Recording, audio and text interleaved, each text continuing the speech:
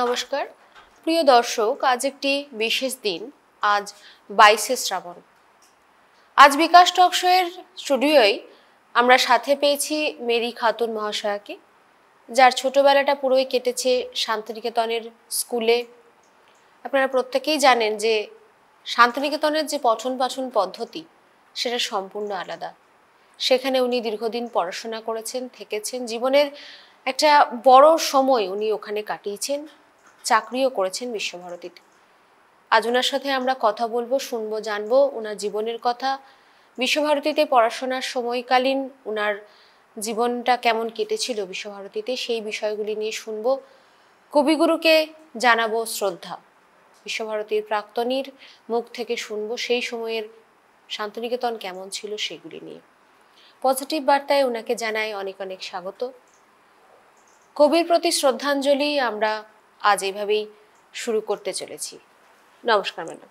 নমস্কার। আজ 22শে শ্রাবণ। এই দিনটি কবির মহাপ্রয়াণের তাৎপর্য নিয়ে আমাদের জীবনে ফিরে আসে বারবার। অঝোর ঝরা শ্রাবণের এমন একটা দিনে রবীন্দ্রনাথ বিদায় নিয়েছিলেন আমাদের কাছ থেকে। আবার ফিরেও এসেছেন 22শে শ্রাবণ। শান্তিনিকেতন, শ্রীনিকেতন তথা আশ্রমবাসীদের কাছে এই দিনটির একটি স্বতন্ত্র তাৎপর্য মাত্রা আছে। শান্তিনিকেতনে প্রথম বৃক্ষরোপণ উৎসবের সূচনা হয়েছিল কবির 64 বছরের জন্মদিনে 1925 সালে। 1932 বঙ্গাব্দে 25শে বৈশাখ নিজের আবাসস্থল স্থলে উত্তরায়ণের পথের ধারে পঞ্চবটি প্রতিষ্ঠা ছিল রবীন্দ্র জন্মদিন উৎসবের প্রধান অঙ্গ। কবি রোপণ করেছিলেন অশ্বত্থ, বট, বেল, অশোক ও আমলকি, এই 5টি গাছের চারা। নিজের জীবনকালেই কবি বহুবার পালন করেছেন বৃক্ষরোপণ উৎসব। তার মৃত্যুর পরে সেই বৃক্ষরোপণের দিনটি স্থির হয়ে গেল 22শে শ্রাবণ। সেই থেকে প্রতীকী আচার অনুষ্ঠানের মধ্যে দিয়ে বৃক্ষচারা রোপিত হয় আশ্রম চত্বরে। পৃথিবীর এই যে মরুবিজয়ের বৃক্ষ, তাকেই রবীন্দ্রনাথ দেখেছেন আদি প্রাণ হিসাবে। কবির কাছে বৃক্ষ বন্দনার মানে ছিল প্রাণের উপাসনা। এখন সারা দেশ জুড়ে বৃক্ষরোপণ মহোৎসব চলছে। আমাদের শান্তিনিকেতন মেডিকেল কলেজের কর্ণধার মলয়পীঠ বছরে 1 কোটি গাছ রোপণের যে সামাজিক এবং সৃজনের কর্মযজ্ঞ চালাচ্ছেন, সেটাকে আমরা আন্তরিকভাবে শুভেচ্ছা এবং অভিনন্দন জানাই ওনাকে। বৃক্ষকে ভালোবাসা, প্রকৃতির সঙ্গে আত্মিক অনুভবের নন্দীপাঠ শুরু করা সকল মানুষের উচিত। এটাই তিনি মানুষকে বুঝিয়েছেন। আর তাই বৃক্ষরোপণের উৎসবকে তিনি অবশ্য পালনীয় অনুষ্ঠানের অন্তর্গত করে গেছেন। সেজন্যই তো 22শে শ্রাবণ কবির মহাপ্রয়াণ নয়, বৃক্ষ বন্দনার মধ্যে দিয়ে রবীন্দ্রনাথকে আমাদের ফিরে পাওয়ার দিন। খুব ভালো লাগলো ম্যাডাম, খুব সুন্দরভাবে বললেন। বিশ্বভারতীতে 22শে শ্রাবণ, যেদিন কবিগুরুর প্রয়াণ দিবস, সেই দিনই পালিত হয় বৃক্ষরোপণ কর্মসূচি। এই বৃক্ষরোপণ কর্মসূচির একটি জগৎবিখ্যাত গান রবীন্দ্রনাথ ঠাকুর নিজেই রচনা করেছিলেন, মরুবিজয়ের কেতন। মরুবিজয়ের কেতন ওরাও এই গানটির মধ্যে দিয়ে সেখানে প্রসেশন শুরু হয় এবং কিছু কিছু গাছ রোপণ করা হয়। সন্তান স্নেহে সেই গাছটিকে নিয়ে যাওয়া হয় রোপণ স্থলে এবং বৃক্ষরোপণ কর্মসূচি সেখান থেকে আরম্ভ হয়। আমরা শুনবো ম্যাডামের কথা। আপনারা প্রত্যেকেই শুনলেন যে ছোটবেলাটা ওনার বিশ্বভারতীতে কেটেছে। আজ সারা দেশ জুড়ে বিশ্বভারতীর এই যে ভাবধারা, বৃক্ষরোপণ কর্মসূচি অনেক জায়গায় পালিত হয়, কিন্তু শান্তিনিকেতনের ঐতিহ্য বোধহয় সবাইকেই টানে। তাই বহু পর্যটন সমাগম ঘটে এই প্রসেশনটি দেখতে, যেটা 22শে শ্রাবণ শান্তিনিকেতন প্রাঙ্গণে অনুষ্ঠিত হয়। ম্যাডাম, আমি আপনার থেকে শুনবো যে ছোটবেলায় যখন বিশ্বভারতীতে পড়লেন, আপনি কি বোলপুরেই বা শান্তিনিকেতনেই কি জন্মেছিলেন? হ্যাঁ, আসলে আমার জন্মস্থান হচ্ছে শ্রীনিকেতন, সুরুল থেকে 1.5 কিলোমিটার দূর মহিদাপুর গ্রামে। ওখানে আমার জন্ম। ওখানে প্রাইমারি ক্লাস 4 পর্যন্ত পড়ার পরে আগে একটা শিক্ষা সত্তরতে আমি পড়ি, তখন একটা অ্যাডমিশন টেস্ট ছিল। সেই অ্যাডমিশন টেস্টে যোগ্যতার ভাবে উত্তীর্ণ হওয়ার পরে আমি ওখানে ক্লাস 5 থেকে ভর্তি হই। তারপরে আমার বিশ্বভারতীর সঙ্গে পরিচয়। প্রথম যেদিন স্কুলে যাই, তো সেটা একটা ছিল গ্রাম্য পরিবেশে মানুষ হওয়া, তারপরে এসে একটা টাউন ঘেঁষা জায়গায় আসা, এবং সেখানে কথাবার্তাও গ্রামের কথাবার্তা থেকে একটু আলাদা। তো সব জায়গায় একটা কিছু ভয় ভয় ভয় ভয়, হ্যাঁ, যে এই বুঝি এরা কি বলছে, মানে কথাগুলো তখন আমাদের গ্রাম্য ভাষা আলাদা। টাউনে এসে মানে শ্রীনিকেতনে যখন শিক্ষাসত্রে ভর্তি হই তখনও একটা মানে কি ছিল একটা ভয় ভয় ভাব। তারপর আস্তে আস্তে আস্তে আস্তে বন্ধুদের সাথে মিশে স্যাররা খুবই সাপোর্টিং ছিলেন আমাদের। তখন প্রদ্যুৎ স্যার ছিলেন আমাদের, উনি প্রিন্সিপাল ছিলেন। তো একটা ছোট্ট ঘটনা বলি যে আমরা তখন ক্লাস 6-এ পড়ি। তো আমাদের স্যার না আসলে কি হতো, আমরা তো দাদা বলি, মানে আমাদের মানে কি শান্তিনিকেতনের পঠন পাঠনটা এমনই একটা যে আমাদের স্টুডেন্টদের মধ্যে স্যার বা ম্যাডাম এটা কখনোই ছিল না। আমরা মানে কি ম্যামদেরকে দিদি এবং স্যারদেরকে, যেরকম ধরেন যে চন্দন স্যার আমাদের ভূগোল নিতেন, তো আমরা যেহেতু স্যার বলি কিন্তু আমরা তখন দাদা বলতাম, যেটা এখনও আমরা বলি। তো সেরকম চন্দন দা বা নন্দিনী দি বা শিলাদি, মানে এরকম টাইপের দিদি এবং দাদা, এই সম্পর্কটা আমাদের মধ্যে ছিল, আমাদের মধ্যে কোনো স্যার বা ম্যাডাম ছিল না। তো তখন আমাদের ভূগোল ক্লাস ছিল, চন্দন দা আসেননি, বোর্ডে বড় করে লেখা যে চন্দন স্যার আজকে আসবে না। এবার আমরা তো রীতিমতো মানে কি খোলামেলা, আমাদের তো কোনো ঘর থাকে না, আমাদের খোলামেলা থাকে, আসন নিয়ে আমাদের বসতে হয়। তো এটাও একটা ঐতিহ্য শান্তিনিকেতনে যে খোলামেলাতে ক্লাস হয় এবং আসন বাড়ি থেকে নিয়ে এসে আমাদেরকে বসতে হয়। তো আমরা যখন ওখানে বদমাইশি করছি, সবাই চিৎকার চেঁচামেচি করছি, পাশেই 9-এর ক্লাস হচ্ছে, আমাদের মাথাতে নেই, আমরা তখন ক্লাস 6-এ পড়ি। তো আমাদের স্যার প্রিন্সিপাল আসলেন, এসে বলছে তোমরা এইরকম কেন করছো, চলো তোমরা ক্লাসে চলো, তোমাদের মনিটরকে। আমাদের তখন মনিটরও হয়নি, হ্যাঁ। তখন আমরা বললাম যে স্যার আমাদের তো কোনো মনিটর নেই। তখন স্যার আমাদেরকে বললেন যে মেয়েদের থেকে একজন উঠে দাঁড়াও, ছেলেদের থেকে একজন। তো সবাই আমাকে উঠে করালো, ছেলেদের মধ্যে একজন দাঁড়ালো। এবার যেহেতু আমাকে ওখানে আমার নামের আগে ছিল বেগম, তারপরে আমাদের দেবুদা বলে একজন স্যার ছিলেন ফিজিক্সের, ওনার ছেলে বাদশা। তো ওরা কী করলো, স্কুল মানে আমাদের ক্লাসটাই এমন একটা মজা করলো যে বাচ্চাকে উঠালো এবং সে আর আমারও মানে পেছনের যেটা ছিল সেটা বেগম, তো বাদশা আর বেগম, হ্যাঁ। তো তখন স্যার বলছে কি নাম, বলে ও বাদশা, এ বেগম, বলে আচ্ছা ঠিক আছে। তো বাদশা বেগম ঝমঝমঝম এবং এরাই দুজন থাকলো হচ্ছে মনিটর। তো এটা একটা মজার ছিল। এবং আমাদেরকে তখন বলেছিল যে শোনো, তোমরা দুষ্টুমি করছো, তা তোমরা লিখবে, আমি একজন দুষ্টু ছেলে, ছেলেরা লিখবে, মেয়েরা লিখবে আমি একজন দুষ্টু মেয়ে। তো আমরা যথারীতি লিখতে শুরু করি। তো ওখান থেকে আমার লেখালেখি, আমি যে আজকে সাহিত্যিকে আমার যে মেরি খাতুন নামটা যে হয়েছে, আজকে বিভিন্ন পত্রপত্রিকায় বের হচ্ছে, তো ওখান থেকেই আমার হাতে খড়ি, প্রদ্যুৎদার মানে অনুপ্রেরণায় আমার হাতে খড়ি। আমার ওই লেখাটা যখন আমি সাহিত্য সভায় বলি তখন সত্যি করে হাততালিতে পুরো হল ভরে গিয়েছিল আমাদের সাহিত্য সভায়। তো এইগুলোকে খুব মিস করি, এই ছোট ছোট ছোট ছোট ঘটনাগুলোকে। আমরা এখনকার বাচ্চারা তো এগুলো পাই না। আমাদের প্রত্যেকটা মঙ্গলবার করে সাহিত্য সভা হতো এবং শিশু বিভাগ, আদ্য বিভাগ এবং মধ্য বিভাগ। তো এইগুলোকে আমরা এখন ভীষণ মিস করি। কোনো মানে আমাদের যে রিলেশনটা ছিল তখন বন্ধু বান্ধব বা আমরা, এখন তো সেটা হারিয়েই গেছে। এবং শান্তিনিকেতনেও এখন অনেক পরিবর্তন হয়েছে, কিন্তু তবুও শান্তিনিকেতনই। তো তারপরে আমার তো পড়াশোনা বেশি দূর এগোয়নি, বিশ্বভারতীতে আমি উচ্চশিক্ষা সদন পর্যন্ত পড়েছিলাম। তারপরে আমার পরবর্তী মানে উচ্চ মাধ্যমিকের পরে আমার বিয়ের পরে আমার পড়াশোনা মালদায়, যেহেতু মালদা, ওখানে আমি বাংলা অনার্স নিয়ে পড়াশোনা করি। তারপরে তো বিশ্বভারতীতে আমি যখন স্টুডেন্ট 11-12-এ পড়তাম, যখন উচ্চশিক্ষা সদনে, তখন আমাকে আমাদের গ্রামের মানে কি বিশ্বভারতী পল্লী সংগঠন বিভাগ যেটা আছে, ওখান থেকে 24টা গ্রামকে তুলে নেওয়া হয়। সেই 24টা গ্রাম থেকে তখন একটা কর্মসূচি হতো, একটা প্রজেক্টের মতো, সেটা হচ্ছে অ্যাডাল্ট এডুকেশন, হ্যাঁ, সেন্ট্রাল গভর্নমেন্টের সেটাও ছিল।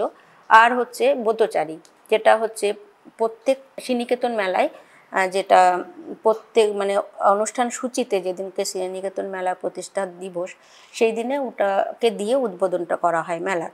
তো ওই ব্রতচারীটাও আমি ছিলাম আমাদের গ্রামের মধ্যে থেকে লিডার। এবং প্রত্যেক মাসে সেমিনার হতো এবং আমরা সারাটা বছর বাচ্চাদেরকে ব্রতচারী খেলাটা কী জিনিস, এখন যেটাকে যোগা বলি, কিন্তু আগে ওটাই আমরা ব্রতচারী বাচ্চাদেরকে শেখাতাম। যে কিভাবে মানে হেলথকে ভালো রাখা যায়, কিছু ব্যায়াম, সেটাকে দিয়েই আমরা শ্রীনিকেতনের মেলাটাকে উদ্বোধন করতাম। এই 24টা গ্রামের ছেলে মেয়ে এসে ওই মেলাটা উদ্বোধন করা হতো শ্রীনিকেতন। এটা একটা খুব মজার ব্যাপার ছিল।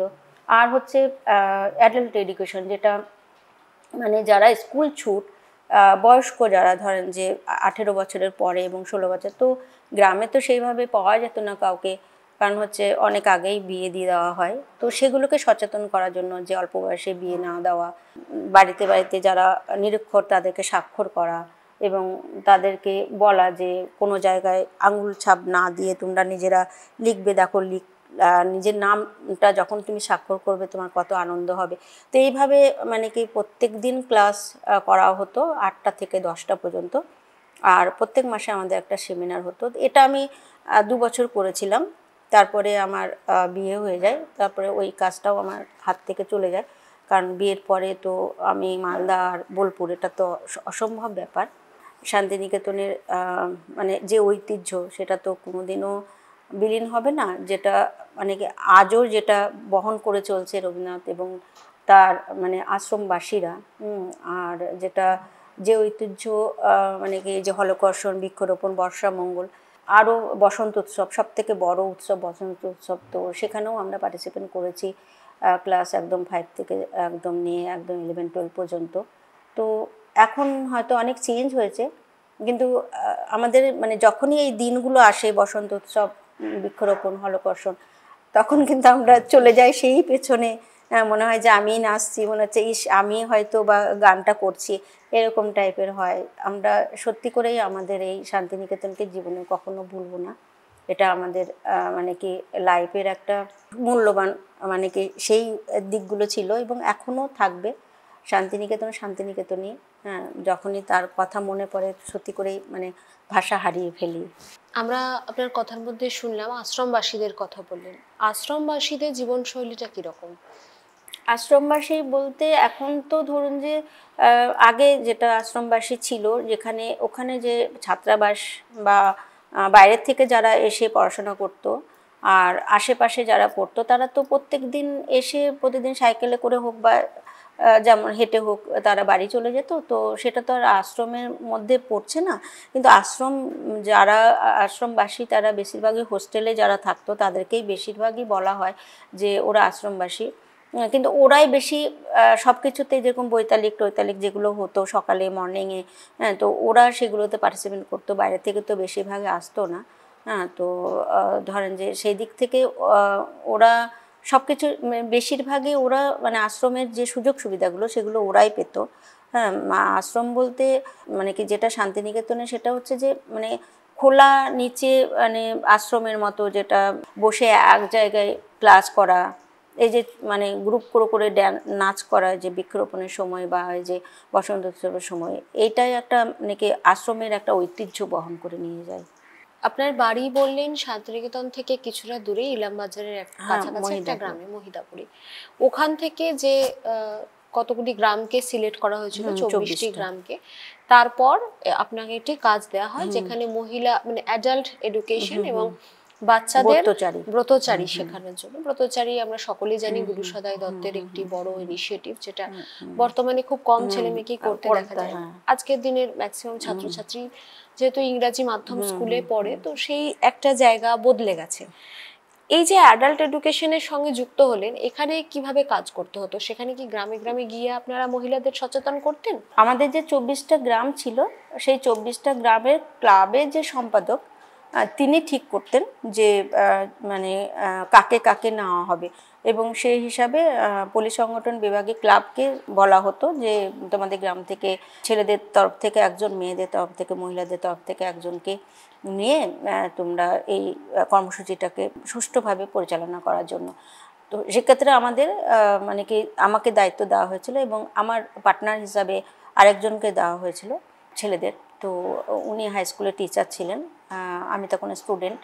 তো মানে কি আমরা দুজন মিলে, উনি ছেলেদের, আমি মেয়েদের ব্রতচারিতা করাতাম, উনি ছেলেদের পড়াতেন, আমি মেয়েদের পড়াতাম, এইভাবে চলতো। আর হচ্ছে আমাদের যে সেমিনার হতো প্রত্যেক মাসে, মান্থলি যেটা, সেটাতে ওই 24টা গ্রামের যে আমরা যে দুজন করে যে পার্টিসিপেন্ট আছে, একটা ছেলে একটা মেয়ে, ওনারা আসতেন এবং ওখানেই আমাদের যাবতীয় জিনিস দেওয়া হতো।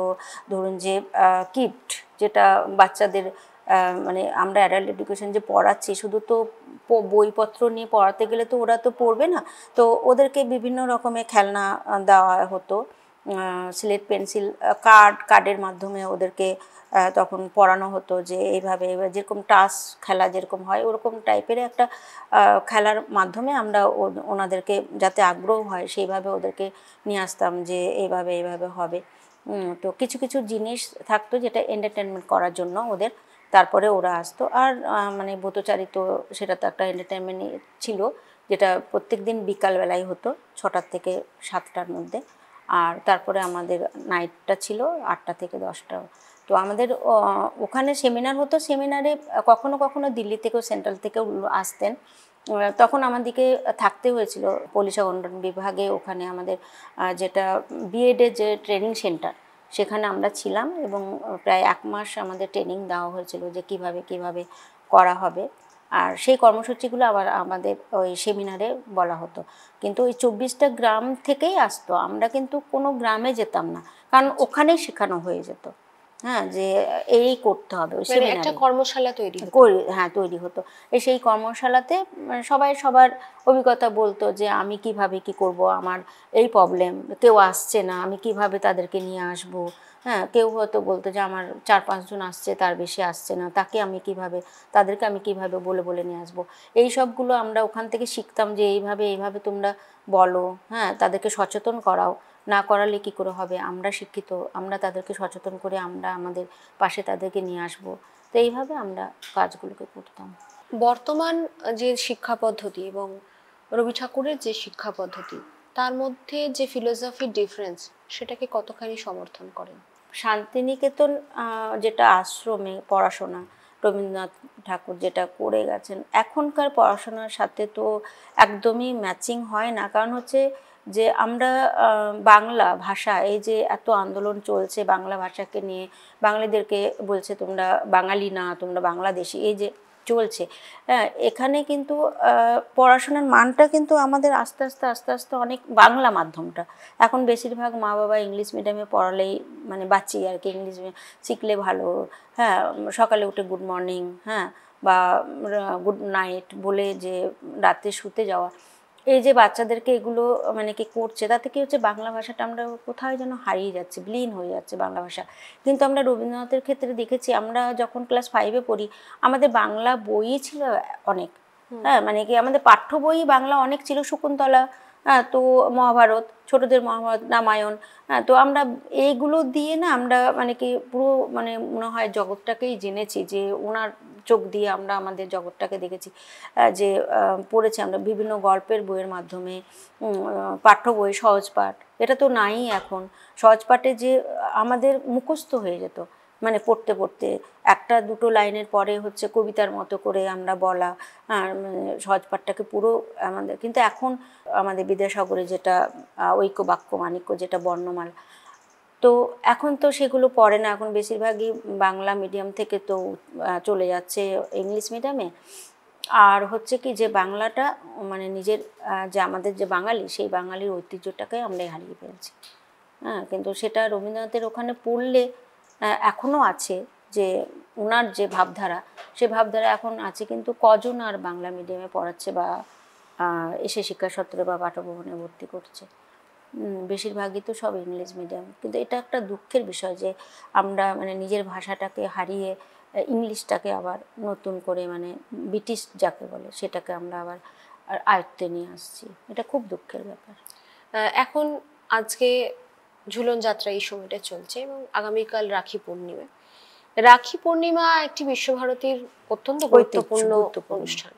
এই রাখি পূর্ণিমার প্রচলন রবি ঠাকুর এখানে কিভাবে আনেন, এবং শুধু বোলপুর শান্তিনিকেতন বিশ্বভারতী ক্যাম্পাসের মধ্যে যেটা আবদ্ধ থেকে গেছে তা কিন্তু নয়, না, বিশ্বভারতী ক্যাম্পাস সংলগ্ন মোটামুটি 10 থেকে 15 কিলোমিটার পর্যন্ত পরিসরের সমস্ত জায়গায় কিন্তু রাখি পূর্ণিমা খুব সমারোহের সঙ্গেই পালিত হয়। সেটা কিভাবে এখানে প্রচলন করেছিলেন? সব থেকে যেটা বড় ব্যাপার, রাখি পূর্ণিমা একটি হিন্দু ধর্মের উৎসব হলেও জাতি ধর্ম নির্বিশেষে সবাই সেখানে সবাই অংশগ্রহণ করেন এবং বলতে পারেন এটা মৈত্রীর বন্ধন। এই জিনিসটা কিভাবে চালিত হলো? যখন বঙ্গভঙ্গ আন্দোলন শুরু হয়, মানে যখন রবীন্দ্রনাথ ঠাকুর যখন দেখছেন যে দেশের দিক হিন্দু মুসলিম বিদ্বেষের মধ্যে দিয়ে যাচ্ছে, তখন উনি এটাকে মানে ভাই বোনের মানে বন্ধনে, ভাই ভাই আমরা এক, কাঁধে কাঁধ মিলিয়ে আমরা চলবো, এইটাকে মানে কি উনি মানে কি এই সূচনাটাকে মাথায় রেখে উনি যে আমরা কখনোই মানে কি ভাই ভাই থেকে, ভ্রাতৃত্বের বন্ধন থেকে যাতে আমরা মানে কি দূরে সরে না যাই, সেই থেকেই উনি এটাকে শুরু করেছিলেন রাখি বন্ধন উৎসব। এবং সেটা মানে কি বিশাল আকার নেয়, মানে কি যেহেতু রবীন্দ্রনাথ ঠাকুর এটাকে নিজে মানে কি পরিচালনা করেছিলেন, নিজে সৃষ্টি করেছিলেন, তো তারপর থেকে এটা মনে করেন যে জাতি মানে কি নির্বিশেষে এটাকে সবাই পালন করে, হিন্দু বলেন মুসলমান বলেন, এটা কোনো একটা নির্দিষ্ট জাতির জন্য ছিল না, এটা উভয় সব জাতির জন্যই। এবং সেটা ওই প্রভাত ফেরি দিয়েই এটাকে রাখি, যাকে দেখতে পাওয়া যায় তাকেই রাখি পরাও, এটা একটা মানে এখন আস্তে আস্তে এটা একটা প্রচলন হচ্ছেও। মানে মানুষ তো ধরুন যে একটা বিকৃত মস্তিষ্কের হলেও আজকের দিনে ধরুন যে এই কালকে যে রাখি পূর্ণিমা উৎসব, এটা কিন্তু মানে নির্বিঘ্নে চলবে, এটা কিন্তু সব জায়গায় চলবে। এটা কিন্তু ভ্রাতৃত্বের বন্ধন, এটা বন্ধন আমাদের চিরদিনই অটুট থাকবে, এটার কখনো মানে কি শেষ হবে না বা শেষ পরিণতি হবে না। আর রবীন্দ্রনাথ ঠাকুরের যেটা ঐতিহ্য সেটা বজায় থাকবে অবশ্যই ম্যাডাম, কারণ মৈত্রীর বন্ধন পৃথিবী থেকে মুছে যাওয়া মানে একটা অনেক বড় লস। এটা পজিটিভ বার্তার মঞ্চে আমরা ভাবতেও পারি না। আমার একটা প্রশ্ন আছে, এই শান্তিনিকেতনের পরিসরে শ্রীনিকেতন জায়গাটির সম্পর্কে যদি আমাদের একটু জানান, কারণ ওখানে বিভিন্ন ধরনের কোর্স করা হয় যেগুলো কিন্তু খুব একটা প্রচলিত নয়, সেইগুলো কিভাবে মানুষ যোগাযোগ করতে পারে, বা শ্রীনিকেতনে যে উন্নয়নমূলক কাজগুলো হয়, কারণ এসএসডিএ শান্তিনিকেতন শ্রীনিকেতন ডেভেলপমেন্ট অথরিটি, তো শ্রীনিকেতনের কাজগুলি নিয়ে মানুষ কিন্তু খুব একটা জানে না। যারা বোলপুরে বা শান্তিনিকেতনে থাকে তারা সচেতন, কিন্তু তারা জানে না শ্রীনিকেতনে কি ধরনের কাজগুলি হয়ে থাকে, তো সেটা যদি একটু বলেন। শ্রীনিকেতনের কাজ বলতে যে পল্লী সংগঠন বিভাগ, যেটা আমি বললাম যে পল্লী সংগঠন বিভাগ একটা আছে, যেটা গ্রাম্য মানে গ্রামের মানুষদেরকে নিয়ে কাজ হয়। এটা হচ্ছে রবীন্দ্রনাথ ঠাকুর রথীন্দ্রনাথ যখন এগ্রিকালচার উনি পড়িয়েছিলেন ওনার মানে কি ছেলেকে, উনি যখন বিদেশ থেকে পড়ে আসেন যখন এগ্রিকালচার, তারপরে উনি এখানে এগ্রিকালচারটা শুরু করেন।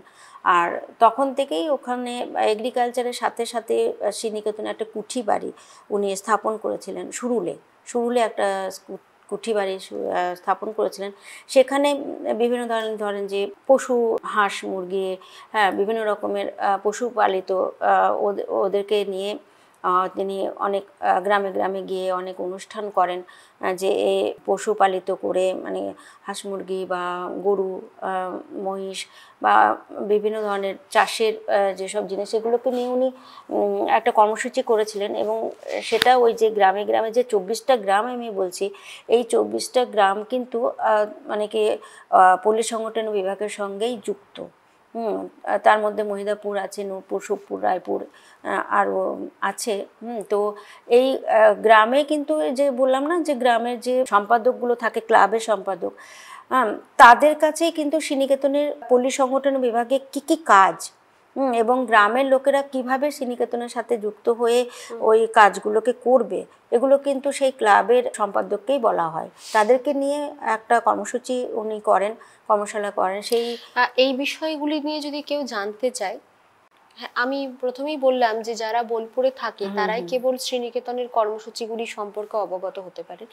যদি কেউ এগুলো নিয়ে বিস্তারিত জানতে চায়, তাহলে শ্রীনিকেতনের যে ওখানে সংগঠন বিভাগে সেখানে যোগাযোগ করতে হবে, অধ্যক্ষ পল্লী সংগঠন বিভাগের, ওনার সাথে যোগাযোগ করতে হবে। এবার আমার মনে হয় না যে ধরুন যে আদার্স যারা শ্রীনিকেতন এবং শান্তিনিকেতন ডেভেলপমেন্ট মন্দিরের যে গ্রামগুলো পড়ছে না, সেগুলো এই সুযোগগুলো পাবে। হ্যাঁ, কারণ হচ্ছে যে আমাদের সময় তো 24টা গ্রাম ছিল, এখন জানি না হয়তো বেড়েছেও বা কমেছে। আমার তো অনেক আগেই বিয়ে হয়ে গেছে, তো আমি তো এর মধ্যে এখন মানে অতটা বলতে পারবো না, কিন্তু আমাদের সময় 24টা গ্রাম ছিল। সেই 24টা গ্রামের সব কিছুই সুযোগ সুবিধা পেত, যেরকম লাইব্রেরি, প্রত্যেকটা গ্রামে একটা করে লাইব্রেরি হয়েছে, সেটা বিশ্বভারতী থেকে গ্রামের মানে কি গ্রামের সম্পাদকই করেছেন, আরও গ্রামের ছেলেপেলে নিয়ে। কিন্তু শ্রীনিকেতন পল্লী সংগঠন সাহায্য করেছে বিভিন্ন রকম। এবং আমাদের সময় কি হতো, জাপান থেকে একটা লাইব্রেরির গাড়িই ছিল, যেটা জাপান থেকে দেওয়া হয়েছিল। সেই গাড়িটার মানে বিভিন্ন ধরনের বুক নিয়ে গ্রামে গ্রামে যেত। কিন্তু এখন আমি বলতে পারছি না যে এখন সেই পদ্ধতিগুলো আছে কিনা বা সেই সুযোগগুলো আছে কিনা। কিন্তু আমার তো মনে হয় যে পল্লী সংগঠন বিভাগে যে যে আওতায় পড়ছে গ্রাম, সেই গ্রামগুলোই পায় এই সুযোগগুলো। অনেক ধরনের কোর্সও পড়ানো হয়, যেমন তার মধ্যে এগ্রিকালচার অন্যতম, হর্টিকালচার এগুলো ওখানে আছে। একই সাথে rural management development, rural development, এই ধরনের যে বিএসডব্লিউ, এমএসডব্লিউ, এগুলো সবই ওখানে আছে। তো সেই সমস্ত কিছু বিষয় নিয়ে যদি কেউ জানতে চায় তাহলে তারা ওখানেই সরাসরি যোগাযোগ করতে পারবে। রবীন্দ্রনাথ ঠাকুরের পড়াশোনার যে দর্শন বা ফিলোসফি ওনার যে আমরা শুনছি, সেটা সম্পূর্ণভাবেই পৃথক এবং গ্রামীণ মানুষের আর্থিক স্বনির্ভর করার লক্ষ্যে ওনার সমস্ত ধরনের কর্মসূচি। আজকের রবীন্দ্রনাথ ঠাকুরের প্রয়াণ দিবসে এসে আমরা ওনার স্মৃতিচারণায় অনেকগুলি কথা শুনতে পেলাম, আপনি যেহেতু প্রাক্তনী ওখানকার, এবং একই সাথে সাথে ওখানের কাজও করেছেন। তো এই যে ভাবধারা নিয়ে ওনার যে চিন্তা ভাবনা, ওনার যে দর্শন, বর্তমানে এখনো সেই ধারা অব্যাহত আছে। এবং যারা আশ্রমবাসী তারা প্রত্যেকেই এটা নিয়ে নিরন্তর তাদের চেষ্টা, তারা কাজ করে চলেছেন। বর্তমানে যারা ছাত্রছাত্রী ওখানকার, বিশেষত রবীন্দ্রনাথ ঠাকুরের যে সঙ্গীত ভবন এবং কলা ভবন, তার যে ছাত্রছাত্রীদের যে কাজ, তাদের যে অনুষ্ঠান, সেটা মনে হয় পৃথিবীর থেকে অন্যতম আকর্ষণ। তো এইভাবেই রবীন্দ্রনাথ ঠাকুর একটি চিন্তা ভাবনা করেছিলেন বিশ্বভারতীর, ওনার এই স্বপ্নের যে স্থান, সেখানে যতবার আসি যতবার, তাই বোধহয় প্রত্যেকটি প্রাক্তনী বলে যে আমাদের শান্তিনিকেতন সে যে সবতে আপন। আমরা এইভাবেই আজকে কবি স্মরণ রাখলাম, আপনারা সকলেই শুনলেন, সকলেই আজকে যদিও একটি দুঃখের দিন, কিন্তু রবি ঠাকুর আমাদের মধ্যে আছেন এবং চিরন্তন থাকবেন। কারণ প্রতিটা লাইনে যারা বাঙালি আমরা, তারা রবি ঠাকুর ছাড়া মানে আমরা ভাবতেই পারি না। তাই হতে উনি লিখেছিলেন যে আজই হতে 100 বর্ষ পরে কে তুমি পড়েছ বসে আমার কবিতাখানি। তো এটা এই ভাবনা চিন্তা নিয়ে ওনাকে স্মরণ করে আজকে আমাদের এই অনুষ্ঠান আমরা এখানে শেষ করব। আপনারা পজিটিভ বার্তার সঙ্গে যুক্ত থাকুন, এরকম নিত্য নতুন তথ্য আমাদের সঙ্গে যুক্ত থাকুন, তথ্য পেতে আমাদের সঙ্গে সংযুক্ত হন। সকলে ভালো থাকবেন, সুস্থ থাকবেন। মারিয়া ম্যাডামের জন্য রইল আমাদের তরফ থেকে অনেক অনেক শুভকামনা। ওনার লেখা আরো সমৃদ্ধ করলো আমাদের, ওনার নিজের লেখা কিছু বক্তব্য দিয়ে আজকে আমরা অনুষ্ঠানটি শুরু করেছিলাম। সকলে ভালো থাকবেন, পজিটিভ বার্তার সঙ্গে যুক্ত থাকবেন। নমস্কার।